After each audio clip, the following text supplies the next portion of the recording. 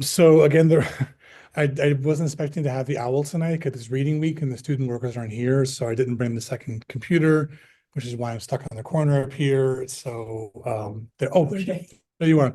Yeah, the audio is not working though on the owl. The video is working fine, not the audio. So there's a way to so when I do that.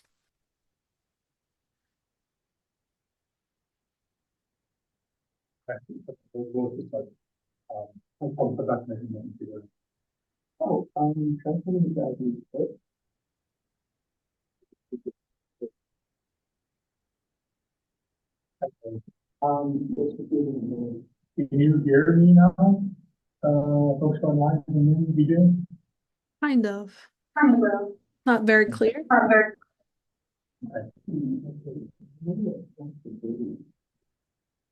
You know, if I need to put it back to this, and we'll just, I'll have the students come in. Let's do it the old-fashioned way. Okay, so then in that case, next week, we'll spend a bit more time with the settings. Super. Awesome. Thank you. But one thing you can do real quick, if I may. Yep. Just go to audio settings. I just want to see real quick here. Audio settings, click on that. And then in the meeting owl, is there a way to adjust the input level? Oh, okay. It looks like it's all automatically set. Yeah. Let's try, okay. I'm wondering if a terrible idea for next time. Well, the person is deaf, so Okay. yeah. Okay. Good question. But thank you though. Okay. All right. Thanks. You're welcome. Let me know how it goes, okay? Will do. Thank you, Ian. Okay, so yeah, sorry, Jungmin, to keep you waiting. Just typical tech fun. Helena. Okay, so whew, it's been a Wednesday already, so I will. Thank you so much. So now I think at long last we're ready to get started. I am very, very pleased to welcome Professor Jungmin Kwon to the research colloquium tonight. Professor Kwon is an assistant professor at the university in the department I used to work in teacher education at Michigan State University. Professor Kwon's research centers on immigrant children and families, bilingualism and biliteracy, and transnational migration. She's the author of Understanding the Transnational Lives and Literacies of Immigrant Children with Teachers College Press from 2022. In the notes, in our class notes for tonight, I put the link to the book directly so you can have a look at that yourself. This book was recognized by the American Educational Studies Association Critics' Choice Book Award, which is a very, very important honor. Professor Kwon has received the Early Career Awards from the American Educational Research Association's Critical Perspectives on Early Child Education, SIG, a special interest group, in 2022, as well as the ERA's Language and Social Processes, SIG, in 2024. Maybe I'll ask you tonight, gentlemen, to say a word about what that particular SIG. I've been in an ERA for a long time. I still don't know what language and social processes means. So you can say a word or two about the SIG itself. Professor Kwon's scholarly work has appeared in the leading journals of our field, where two of the articles are from these journals tonight, as well as the others that are listed in the bio. So really, really pleased to welcome you, Jungmin. We haven't had a chance to meet in person before, but I think we have so many connections, having both worked, or you've still worked and having worked in CE. I'm really pleased to welcome you tonight. Let me go ahead and pin your screen here so we can see. Oops. How do I do in it? I messed this up. Every time I get this wrong, that's what I want. Great. That's what I want. And then do blink. Okay, so over to you, Jungmin, please. Great. Can you hear me well? I can. Everyone else? Yep, great. Wonderful. Thank you. Thank you so much for having me. I want to thank Dr. Jeff Bell for having me today. I'm very excited and honored to give this talk, Understanding the Transnational Lives and Literacies of Immigrant Children. So let me go ahead and start. So I would like to start this presentation by reading this quote by Dr. Felikov. If home is where the heart and one's family. Sorry, one second. A little bit of Connor, can you mute your Zoom, please? What happened? Your There's a family? student in the room with the Zoom on, and it does give me some feedback. I think we're good now. Go ahead. Sorry. No problem. So if home is where the heart is and one's heart is with one's family, language, and country, what happens when your family, language, and culture occupy two different words? So my presentation today, you will hear a lot about these children whose family, language, and culture occupy two or more different words. And these children cross linguistic, cultural, and geographic boundaries in their everyday lives, and they have this wealth of knowledge and skills and backgrounds. We call it funds of knowledge in the field of education, right? Funds of knowledge that are shaped by transnational and mobile experiences. So I position these children as multilingual and transnational experts, and I'm going to share a little bit about their stories as well as my recent work. So perhaps the best way to start this talk is by sharing a little bit about my background and my story as an entry point to this young children's transnational lives and literacies. This is an artwork created by a Korean American artist named Seo Do-ho. It's called Home Within Home. And just like this Korean traditional house stuck in the middle of two Western buildings, I find myself connected to both the US and South Korea because I've moved a lot between the two countries and lived in many different regions in the US, including North Carolina, Michigan, California, Texas, and South Dakota. And currently I'm in Michigan, living in East Lansing, which is a predominantly white area, but we have a growing populations of multilingual and children from immigrant backgrounds, also refugee students in Lansing area. And I, just like what Tatiana Klein argues in her book, I sometimes find myself along this continent of being nowhere to everywhere. Like, I feel like I'm connected to both contexts and countries, and sometimes I feel like I don't belong anywhere. And I have to navigate these feelings of simultaneous existence, right? And with the social media and new technologies, I think a lot of immigrants are navigating these feelings of simultaneous existence. They're certainly connecting to two or multiple contexts and countries, and they're reading articles about both contexts. They talk to family members across geographic boundaries, and you'll hear stories about these young children who are living these transnational lives that are based in the United States. I'm also a mother scholar, and I think one of the articles you read is the article that I co-author with two other mother scholars. I have two young children who are bilingual, and they're born in the US, and we speak Korean at home. Both my husband and I are originally from Korea, and we speak Korean at home.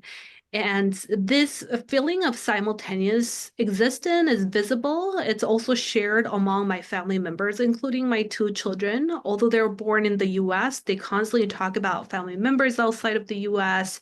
My first one is very aware of the political changes and situations happening in both South Korea and the US. And her dream is just to go visit her grandparents in Korea. And when she was young, she would draw family portrait like this and add a bunch of smiley faces and label them like mommy, daddy, me, 할머니, 할아버지, and imo, and that's grandma and grandpa.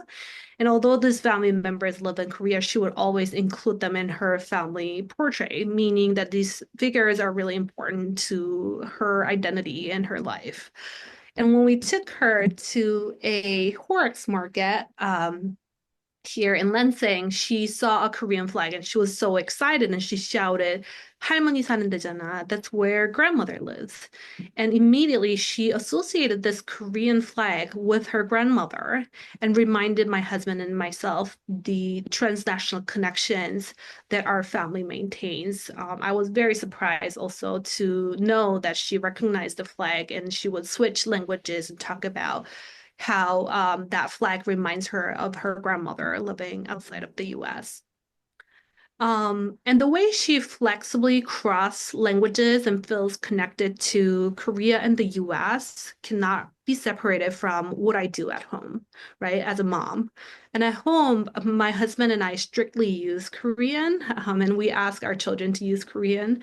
Although I do like research trans languaging and I write about them, it's really the family language policy we have at home, and we strictly enforce our children to use Korean because we have that fear that one day she might lose her heritage language, home language, which is Korean, especially because we're living in the region where there's not a lot of multilingual resources. Also, Korean is not taught as part of mainstream school in Michigan. So our children have really little exposure to their home language and culture. So my husband and I do our best to teach her how to read and write in Korean, how to communicate with us in Korean. And we use all these books that we got from neighbors and community members and our family members and make the best use of them.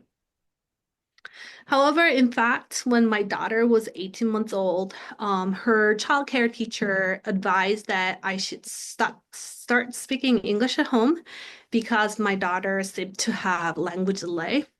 And the teacher also told me that it is mainly because my husband and I speak Korean at home. And she also advised that we take her to a doctor. And now that I look back, because my daughter is fluent in both Korean and English, I'm so glad that I did not stop there.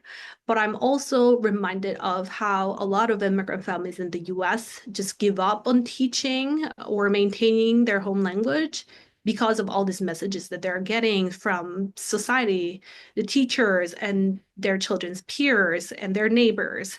And that message, just this monolingual ideology, is pervasive in school and society. And those messages that are seemingly simple and not so serious shape the children's emerging language ideologies. Um, More recently, my daughter is in her first grade, and she told me how one of her best friends actually told her that she should live in Korea because she speaks Korean. So this is a little excerpt from my conversation with her, my daughter, telling me how her friend said, since you speak Korean, you go to live in Korea.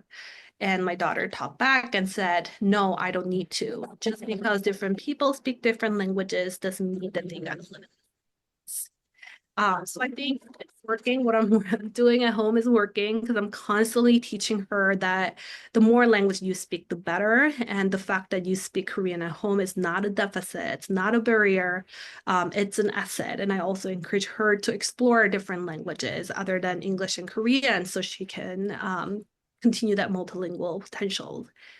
And I want to note that my daughter is not the only child who is experiencing this in their everyday lives. Dylan, for example, is a 10-year-old child whom I met in my research. Her father is from Korea. His father is from Korea. His mom is from Singapore. And he's just very busy. He spends every Friday afternoon taking Korean classes. He also goes to Chinese schools.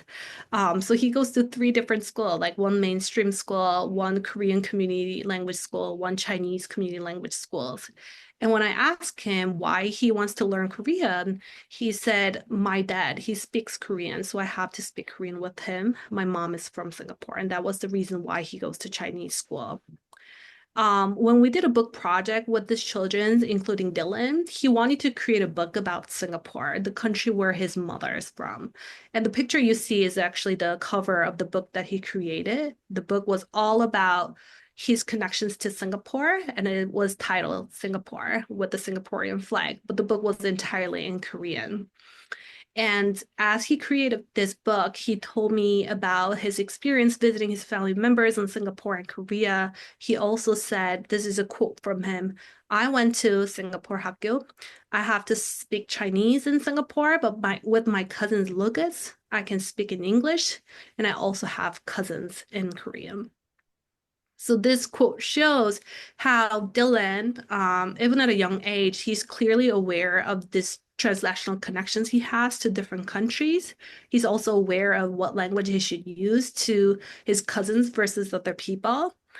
He's also very proud that he knows much about Singapore schools. He also told me about how schools in Singapore is different than like schools here. But when I asked him whether he had a chance to share what he has learned from these transnational experiences, Dylan said he rarely talks about his transnational experiences or share stories related to his family members. He said, I don't want to talk about my culture. Who cares? My friends don't care. And many immigrant children whom I met have actually similarly stated that their knowledge, experiences, and stories are not valued in US schools. And their words just inspire me to challenge this deficit, perspectives around immigrant children, what they can do with language and literacy, and these connections they have across countries and contexts.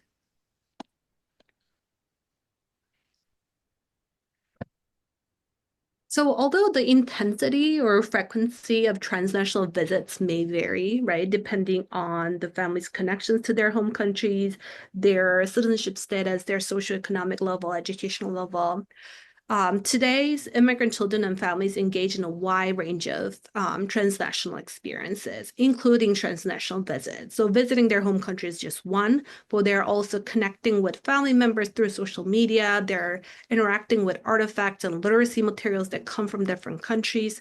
They're exposed to their heritage language as well as other information and music, even when they just visit a ethnic grocery store in a local community. But we don't hear a lot about the experiences of young children who are part of this transnational network. A lot of existing studies highlight transnational parents or adults, especially the individuals from Latin America. So my work, I attend to the stories and voices of young children who live this transnational lives and their literacy experiences. So Yenna is one of the children that I've interacted with in my research. She is trilingual, and her parents are from this region called Yanbian in China, where a large number of Korean ethnic minorities live. And she goes to a Chinese dual language school in North Carolina. And when I asked her, do your friends visit China often? She said, yes, a lot. This person in my class named Hannah left 2 days after Albert. My friend Brianna is going to China during summer break. My other friend Lucy is going to China 2 days after my friend. My another friend is going 3 days after Lucy. And this excerpt between myself and Yana reflects the increasing number of immigrant children participating in transnational visits. It also shows how immigrant children, even at a young age, are clearly aware of their own and their peers' transnational connections and mobile experiences and the connections that they build and maintain across countries. But it's also important to note that not all families can afford those transnational visits. And sometimes due to citizenship reasons, some children cannot even imagine themselves visiting their own or their parental homelands. So something for us to think about, how do we then create opportunities for these children to think about their connections to different countries that do not require physical visits? And that inspired my current work that use virtual reality, which I'll talk about later. So throughout my talk, I encourage you to think about these transnational connections. The transnationalism lens helps us think beyond the nation states and focus more on the connections, languages, and relationships that people build across contexts and countries. And I think the lens is helpful because it makes us to think about how cultural boundaries and identities are hybrid and logic. It also helps us challenge this narrative that immigrants just leave their home country, come to the US, and they need to focus on learning English and assimilate into the new context. I think the landscape is shifting with a lot of children and families maintaining transnational connections.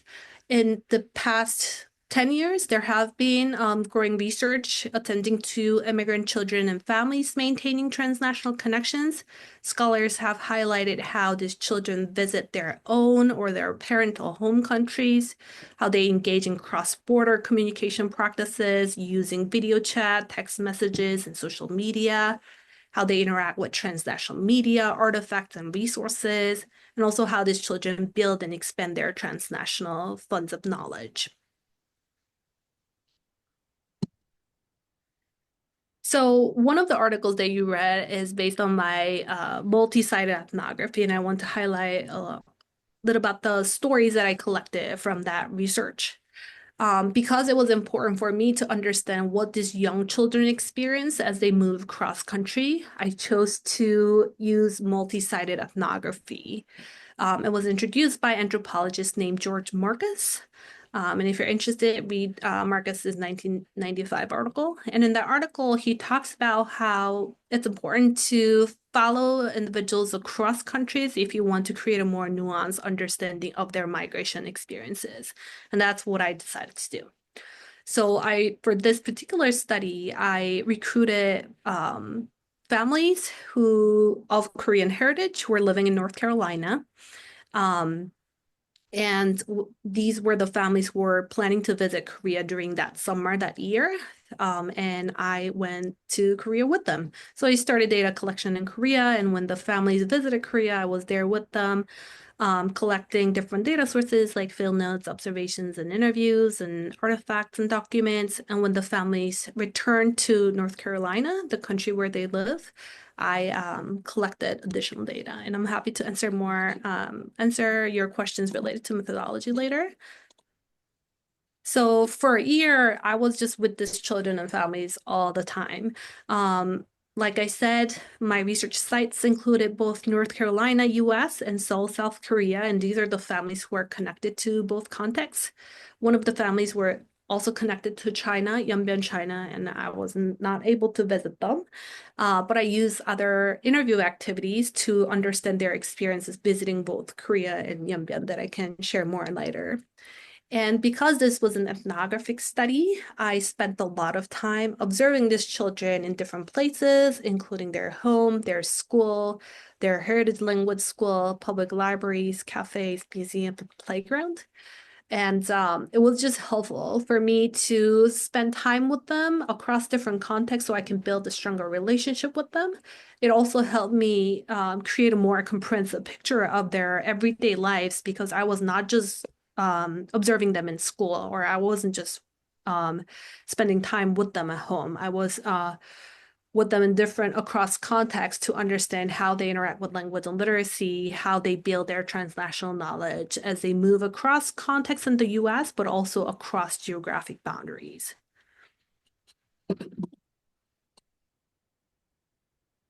And as someone who works with young children, for me, it's always important to think about various different ways to listen to young children.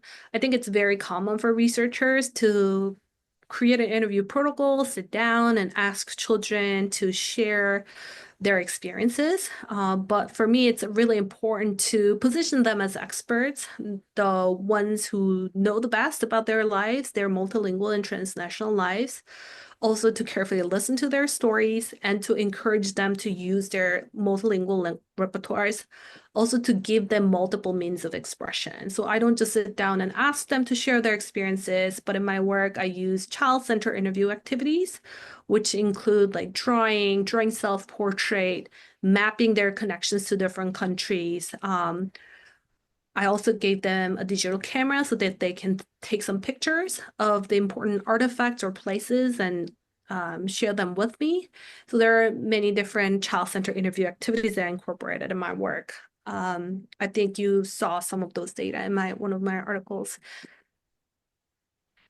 So now I want to share a little bit about what I learned from this multi-sided ethnographic research. And as you learn more about these children and their transnational lives and literacies, I want you to reframe their linguistic, cultural, and experiential knowledge that are embedded in transnational networks as resources, meaningful resources for learning and teaching. As I mentioned earlier, oftentimes when immigrant children speak languages other than English, their heritage language or their connections to their parental homeland is considered as deficit and barrier for their learning. But in fact, these children are experts. They know so much. And we as educators and teacher educators and researchers need to think about how we can better document this children's expertise and how we can incorporate them into teaching so that these children can thrive as they learn English. Of course, learning English is important in the US, but as they learn English, as they learn different languages and contents, they need to make connections between what they already know with what they're learning in schools. So Taehoon is one of the experts that I want to share. He was 8 years old when I first met him, and as part of the interview activities, I gave him a digital camera and asked him to take pictures of the things that he wants to share with me. And because of the financial reasons, this family, Taehoon was not enrolled in any after school programs. The family always spent time at public libraries after school. And so public library in North Carolina was a meaningful place for him. So when he took a lot of pictures and wanted to share with me, a lot of them were showcasing this public library. And when I invited him to pick one photograph that he wants to share more about, this is the picture that he chose. And as soon as he showed me this picture, he said, 한국 라이브러리가 더 작아요. 미국 라이브러리가 더 커요. Meaning the library in Korea is small, library in the US is bigger. Then he said, our school library is much bigger and it has many books. So again, this is a picture that he took in this small town in North Carolina of public library. But as soon as he showed me this picture, he made connection between this library to the library in Korea that he knows. He was taking this comparative perspective and thinking about how library in Korea is different from the library in the US. He was also making it connected to his school library and share that his library has a lot of books. And again, for me, it's when my participant children share stories like that, it's important for me to pause and ask more instead of just moving on to the next question. So when he mentioned that his school library is much bigger and has many books, I was so curious. I wanted to learn more about his school library and what his school library looks like. So I asked him if he could tell me more about his school library. And this is the picture that he drew. So Taehoon was part of this Chinese immersion school that had both traditional track and the Chinese immersion track. So they were sharing the same building, and Taehoon was a part of the traditional track. But because the school has Chinese immersion program, the school library had a lot of books written in Chinese. So this is the drawing he shared. He drew this like blocks and labeled them Chinese books. He also drew more blocks and said easy books. And he said, it is unfair that so many books in our library are Chinese books. We have students from everywhere. There are not many books in Korean, and I have some at home, but some people don't. So as you can see, he's just my prompt for him to share a picture of the place or artifact that is meaningful to them. He showcased his transnational knowledge and his connections to Korea, but he also talked about his school and how he think about books available at his school. He mentioned it is unfair that a lot of books in the school library are written in either English or Chinese when there are so many students from different countries. And here he's bringing up the issue of equity, right? How do we make sure that we have books at school that accommodate the strength and needs of our other students? Then he acknowledged that there are some books written in his home language at home. So he, in a way, he's acknowledging that his privilege because he has books in Korean, but then he's recognizing that some people don't. So I wanted to hear more about what his dream library would look like. So when I asked him, then can you draw a picture of your dream library? This is what he created and shared with me. So you can see a clear difference. But his current school library is very boring. It's not colorful. They have easy books and Chinese books. But the library that he hopes to see at his school is a bunch of books in different shapes and forms in different colors. Also, he wants the school to have different sections for different languages. Here you can see Hanguk Tech, Korean books, English books, Chinese books, French, Spanish, and Japanese. So as he drew this picture, he talked about how some of his peers are from different countries, and it's important for school to have these literacy resources that are available in different languages.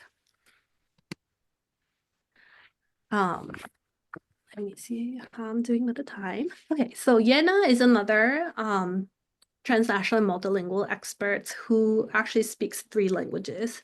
She's trilingual. She speaks English, Korean, and Mandarin Chinese. Her parents moved from Yanbian in China, where there is a large population of Korean ethnic minorities. So when I visited Yena's house, she had a lot of cards displayed under the sign called "Home is where the heart is." And when I looked at them, she said those cards are some of the things that she exchanged with her grandparents and China and her cousins in Korea. And the letters and cards had 3 languages: Korean, Chinese, and English. And it was clear that she was cherishing this letters that she got from her family members, but also the memories that she's building with the family members outside of the US. We spent a lot of time looking at her books. Yena is another child who really loved reading books and loved going to public library. When I went to her house, she showed me how some of her books are in Korean, some of her books are in Chinese, but she also had some this special books that have the mix of Korean and Chinese language. And she said those books were produced for students in Yanbian area who are growing up as trilingual. So it was really important for me to look at these literacy materials that are that she is reading at home, and different types of literacy materials and how she's engaging with them. And as she talked about these literacy materials, she also talked about how she teaches these languages to her younger sibling. So at home, Yena was a language broker, and I think there's a lot of literature on language brokering, how children and youth from immigrant families mediate different situations and contexts that involve multiple languages and cultures as a translator and interpreter. Yena was also serving as a language broker for her family, but she also loved teaching Korean, Mandarin Chinese, and English to her younger sibling. So the picture you see is a whiteboard that Yena used at home to teach her younger sibling. She would always come up with these target vocab words and list them on her whiteboard. And she would use different strategies like let's read the list, let's spell them out, repeat after me, and all of the strategies that her teacher was using at school. She was using them to teach her younger sibling how to read and write in 3 different languages. Minsu is another child that I want to introduce, and I think you met them in one of my articles. But he's 8-year-old whose mom is white American, whose dad is from Korea. And he is another expert who knew a lot about Korean history. On one day, he left this artifact in a classroom and I picked it up, and at a first glance I wasn't sure what this is, but later I realized it's a Korean flag overlaid by an American flag. And in my interaction, year-long interaction with him, he would often draw pictures showcasing his historical knowledge or his bilingual and bicultural identities, and tell me more about what he knows about Korean history, Korean society, and his family members who were part of the Korean War. He would also draw pictures like this and ask me to guess. And one day he drew this picture of a Korean turtle ship, and it was very detailed. As you can see, he's a really amazing artist. And he told me about this Korean turtle ship and how it was used against the war, used in the war against Japan. And he said, it's a Korean turtle ship. The cannon is here and here. It's designed like this because Japan are really good with hand-to-hand combat. It's metal underneath. It's black and metal there. They should go pretty quickly. And he knew so much about this Korean turtle ship and said he wants to visit Korea one day so that he can go to this museum where they have this Korean turtle ship model. And when I came home after spending time with him, I was so curious what that model looks like. And when I searched it online, I was so surprised to see this picture of the Korean turtle ship model they have at one of the museums in Seoul, Korea, and to see how identical it was to his drawing. So again, he would often draw, he's used he would use his artistic talents and draw on his historical knowledge and tell me more about the connections he has with his family members in Korea, what he knows about Korean history, and he would also compare them with what he knows about history of the US. However, when I asked Min-soo if he had ever shared this important knowledge that he has around Korean history and family, language, and culture, this is what he said. He said, "We only learn about American history. That's why I think school is so boring. No one ever teaches you the things you need to know. Everything I know is almost all from home. I don't learn in school. I started from home and I come to school to get better." And every time I read this quote, it hurts me. And I think it's really important for us in the field of education to think about how we can make learning not boring. How can we make sure that these children feel that their knowledge, stories, and experiences are valued in school? So what are ways for us to uplift the lives and literacies of immigrant children? And of course, depending on our roles, I think that's different, right? As a researcher, it's important for me to take ethnographic approach and really build close relationship with my participant immigrant children and document their lives. As teacher educator, I think it's really important for me to prepare next generations of teachers who know how to teach, support, and empower immigrant children and families. And as teachers, it's also important for us and the teachers out there to think about how we can learn more about these children's backgrounds and incorporate their knowledge into teaching. And as parents, like I mentioned earlier, it's important for our children to understand that their connections to multiple languages and cultures is an important and meaningful resource, not a barrier. So it's important for parents to send that message to our children. So I think for all of us, whether you're researchers, teacher educators, or teacher, it's important to learn about immigrant children and their transnational connections, for us to understand what language they speak at home, what books they read outside of our class, what connections they have with family members outside of the US, and in your case, Canada. What types of transnational practices do these children and families engage in, how often, and what those practices mean for them. And it's also important for us to think about how they envision their trajectory so we can better support them. And I think one of the ways to support these children and open up a space for these children to share and highlight their knowledge is by using children's literature. Very luckily, nowadays, we have a lot of children's literature that showcase young immigrant children's transnational lives. I didn't see a lot, like I would say 10 years ago. But more recently, there are really well-written stories that are very engaging, that are helpful for students to think about the transnational connections that immigrant children and families have. And I just put some examples here. Where's Harmony, Drawn Together, Grandpa Across the Ocean are some of my favorites. And as Dolin says, reading aloud invite children into the words of books, take them on journey to faraway lands, and motivates them to learn and explore. So it's important for teachers and parents to use this children's literature to create conversations around transnational connections, multilingualism, and family ties.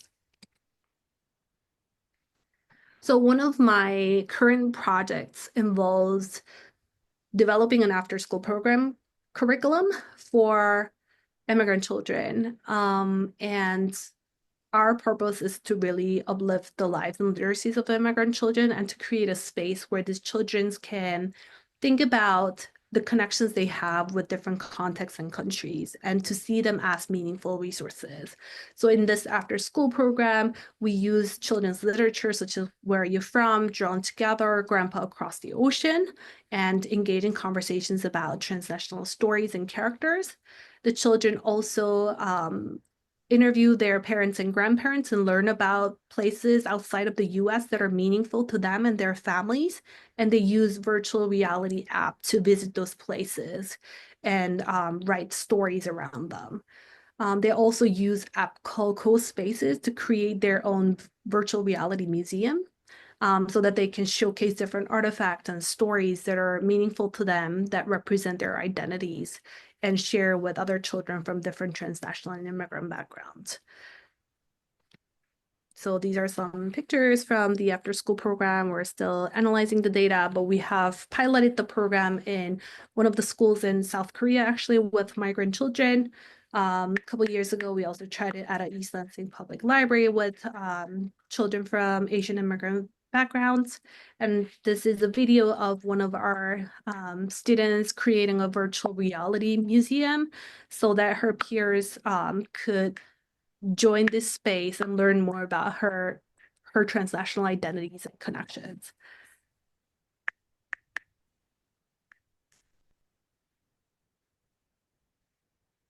Another project that we're currently working on is to create a space in our community where we can celebrate and foster multilingualism.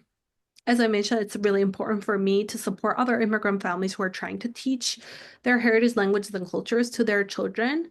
But often it's really hard for them to find resources. Also, when they hear messages like, oh, you should stop speaking your home language at home, or it causes language delay, it's very easy for them to make a decision to just shift to English, because not everyone's reading research articles that shows the evidence how like maintaining heritage language is important, right? So it's important for us as researchers to make sure that we disseminate our work beyond academia. And one of the ways that myself and my students are doing it is by designing heritage language workshops for immigrant families in our local community. So in the past 2 years, we've been recruiting high school students, Asian American students who grew up maintaining their home language and culture. And with them, we co-design and co-lead workshops at public libraries for immigrant families who want to teach heritage language and culture. So at the workshop, these high school students really share their experience and resources and advice for these family members on what the parents should do in order to teach and maintain their heritage language and culture. So far this has been well received. It was really surprising to see like more than 100 people coming to the workshop, given that we live in not a city area, campus town, predominantly white campus town. We were really surprised by how a lot of immigrant children and families came to the workshop just to learn more about what they can do to support their children's bilingualism. So I think it's really important for us as educators and researchers to not only conduct research and share through peer review articles, but also to think about how we can disseminate our work beyond academia and how we can create spaces for immigrants and multilinguals to share their knowledge, experiences, and advice. So this is one of the work that we're doing currently. So yeah, this is the end of my presentation, and you can always email me if you have any questions. I'm happy to connect with you. And if you have questions, I would love to answer them as well. So thank you so much for listening to my presentation. Thank you very much.